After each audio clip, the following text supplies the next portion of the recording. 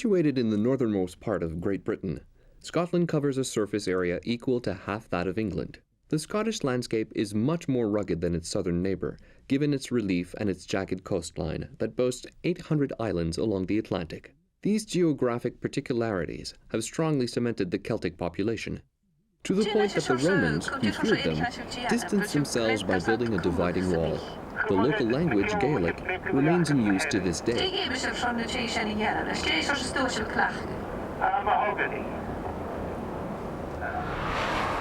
Gaelic possesses the same roots as Welsh and Breton. Although only 2% of Scots still speak it, this language is much more than a simple curiosity. It can also be heard on television.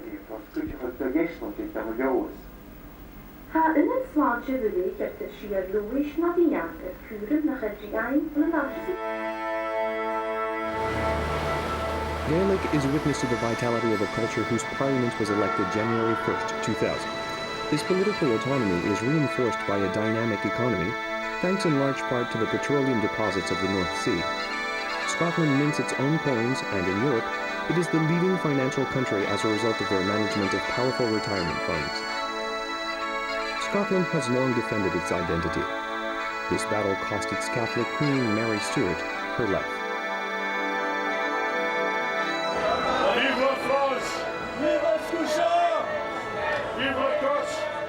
France has often come to the aid of Scotland in its battles. At the summit of an extinct volcano, Edinburgh Castle gives the Scottish capital city the decor of a theatrical acropolis. Initially, this medieval city adapted itself to the terrain out of a need to defend itself. The buildings have subsequently increased in height as further development of the city has been limited by the layout of the site.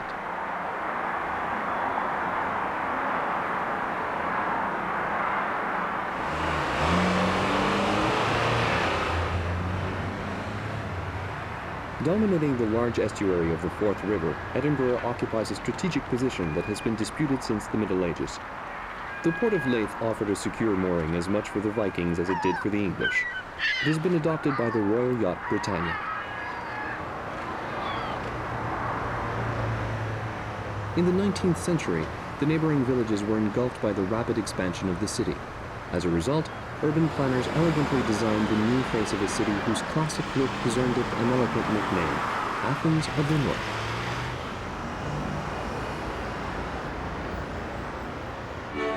The castle has imposed its silhouette on the hill for more than 1,000 years. Despite wars and the ravages of time, this ancient royal residence symbolizes the pride and the power of the Scottish people. Running through the heart of the castle, the Royal Mile leads directly to the Palace of Holyrood House, erected on the site of an ancient abbey.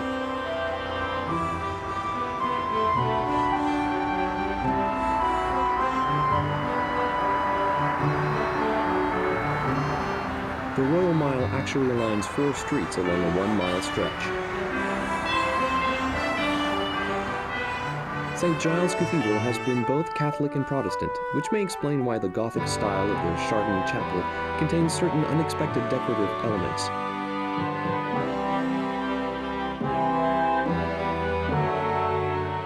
This is the home where the Protestant John Knox, founder of the Presbyterian Church in the 16th century, spent the last 10 years of his life.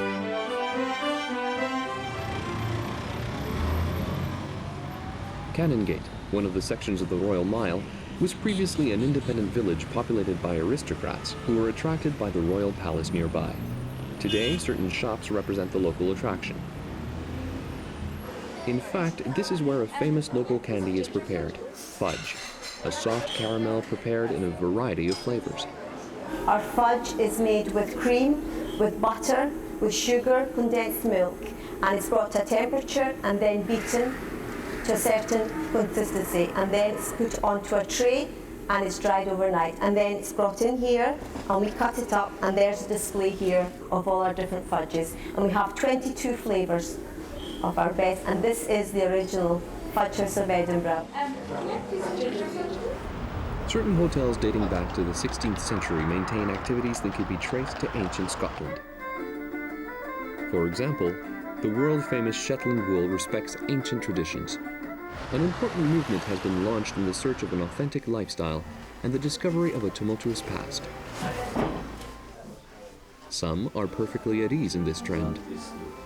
Clan Chief Executive of the Clanranald Trust for Scotland. I mean, it may seem strange when you walk down the high street in 20th century Scotland and see a group of guys dressed as Highlanders, but it's the Scottish image we're trying to portray, a fitting image to our ancestors. Movies have breathed new life into the heroic battles of an often oppressed Scotland. The Scots now recognize in the clothing of their ancestors a rallying sign as vibrant as the rolling of the drums.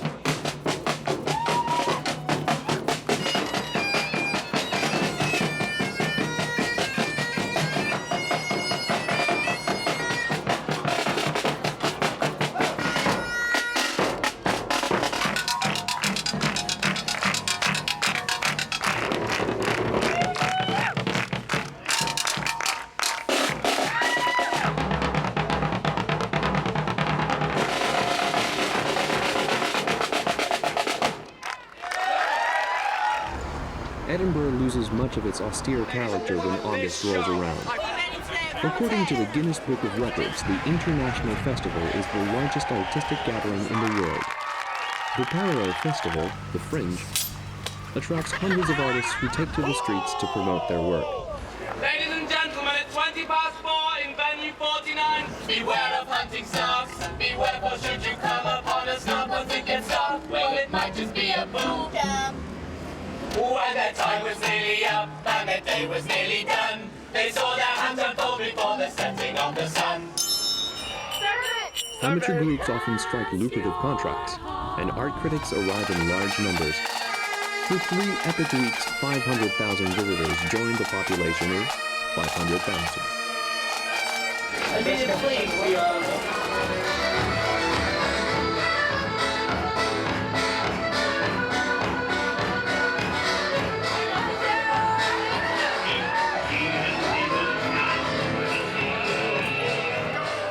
When Edinburgh puts on a performance, the entire city goes up in flames. Making a loop around the south of Scotland and by crossing the valley of Tweed, one enters the Borders region that neighbours England. East of Edinburgh, the Forth River estuary opens up onto the North Sea.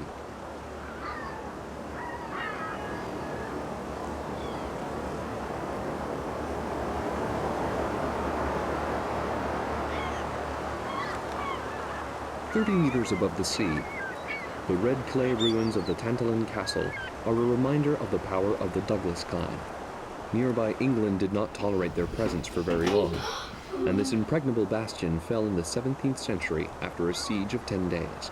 At a distance, the Bass Rock, of volcanic origin, gives its name to the birds that inhabit it, the foubassins or gannets.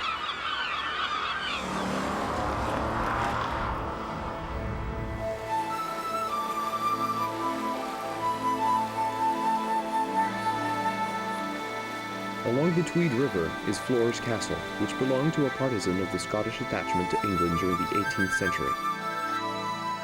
In exchange for his loyal services, the owner was named a duke, and he devoted a good part of his fortune to decorating the castle.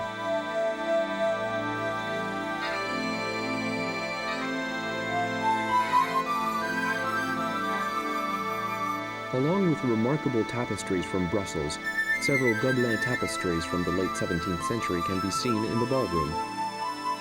Other halls contain a remarkable collection of ceremonial garments taken directly from the family's closets. Among these, the knight's uniform from the Order of Chardon, the thistle, symbol of Scotland.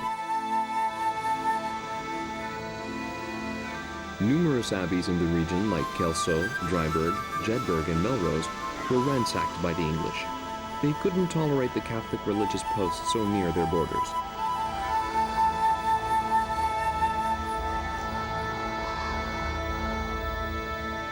The thick walls of Traquair House, one of the oldest castles in Scotland, confirm that England constituted a great menace. Facing these enchanting hills crisscrossed by hedges and trees in the south, it is difficult to fathom the vicious battles that the English and the Scottish fought here over centuries. popular heroes have emerged from this time of torment, such as William Wallace, the Guardian of Scotland, executed at the turn of the 14th century.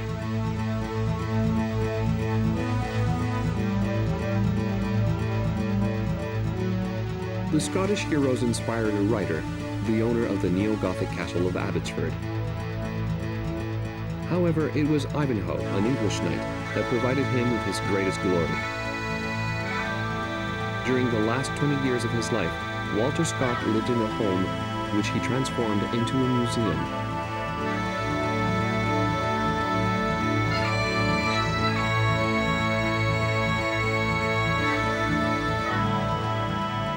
Surrounded by a collection of thousands of books, Walter Scott wrote 40 historical novels in the early 19th century.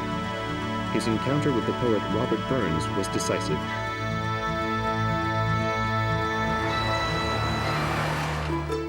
The great poet was born in a humble home in the Southwest.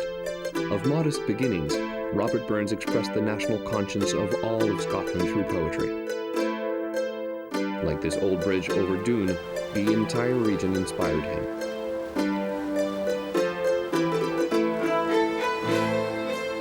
On the coast, the Culzean Castle belonged to the Kennedy clan, no connection to the family of the assassinated president. However, another American president, General Eisenhower, was offered part of the castle after the war. Glasgow, a longtime rival of Edinburgh, Glasgow was named the Architecture and Design Capital of the United Kingdom in 1999. Remarkably, only 20 years earlier, this city was still polluted by the overwhelming industry that made it the second metropolis of the British Empire.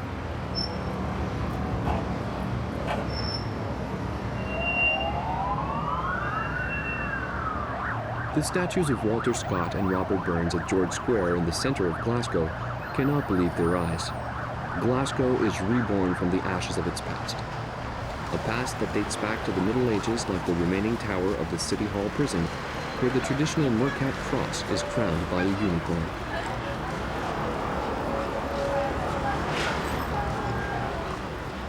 From the oldest pub to the oldest home, Glasgow has yet to unearth its monuments from underneath the soot that still darkens some of its walls, like these of a Gothic cathedral, the oldest building in the city. The building is unique. It joins two superimposed churches, the first at ground level and the second underground.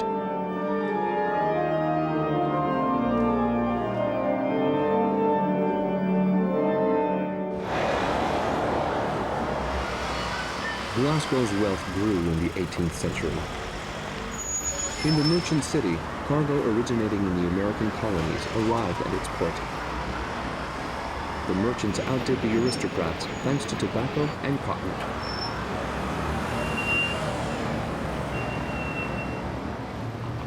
Here we see a church that has been transformed into a theater. One explanation for the intellectual vitality of Glasgow is its university. One of the oldest in Europe, it was founded in the middle of the 15th century.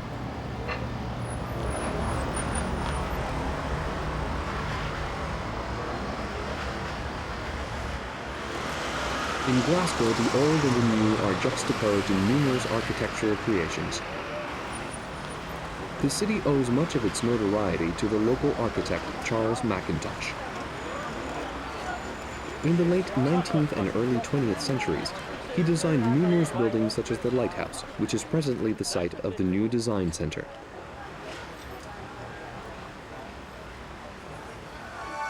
The linear quality of the fixtures is the work of an architect who created a surprising gift shop tea room and even designed the furniture. For supporters of Art Nouveau, architecture is a global art, and Mackintosh added a personal contribution of light and simplicity.